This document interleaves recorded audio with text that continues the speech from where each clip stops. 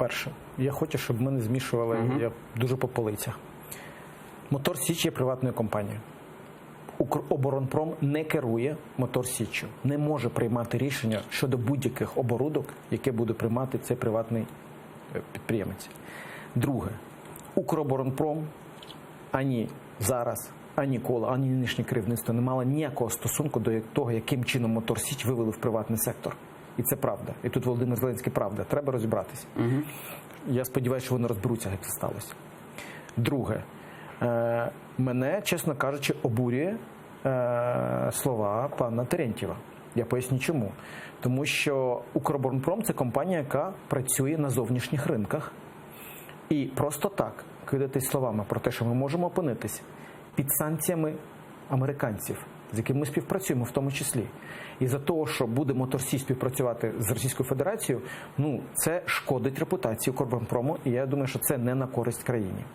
Зараз нічого ще не відбулось.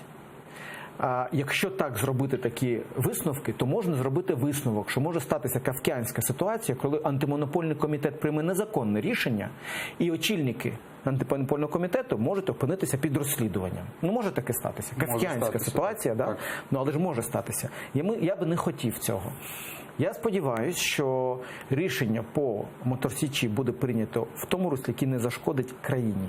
Ми дійсно опинились між інтересами двох гігантів, мається на увазі Китаю і Сполучених Штатів. Ми розуміємо економічну і політичну конкуренцію цих двох країн, але я сподіваюся, що ми все ж таки з цієї ситуації вийдемо на користь Україні. Яким це буде чином відбуватися, в тому числі залежить від антимонопольного комітету, який, я нагадаю, минулого тижня продовжив термін розгляду якраз питання концентрації акцій Мотор Січі. Чому? Я думаю, що це треба, щоб пан Терентьєв відверто пояснив, хто цьому допомагав, щоб так сталося, щоб ми все ж таки не упали в цей скандал. Тому я думаю, що в даному випадку це не питання Укроборонпрому. Ми дійсно вже прийшли тоді, коли ми опинились вже свідками цієї оборудки.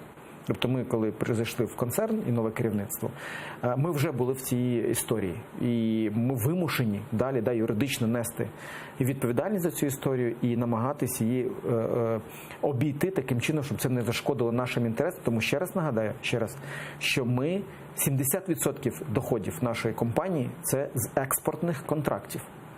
І я би не хотів, щоб з однієї оборудки, яка дійсно це декілька сотень мільйонів гривень, а оборот, наприклад, компанії – $1 мільярд доларів на рік. І я б не хотів, щоб за цих сотні мільйонів гривень ми опинились заручниками, і наші компанії на зовнішніх ринках втратили свої місця і свої долі на ринку.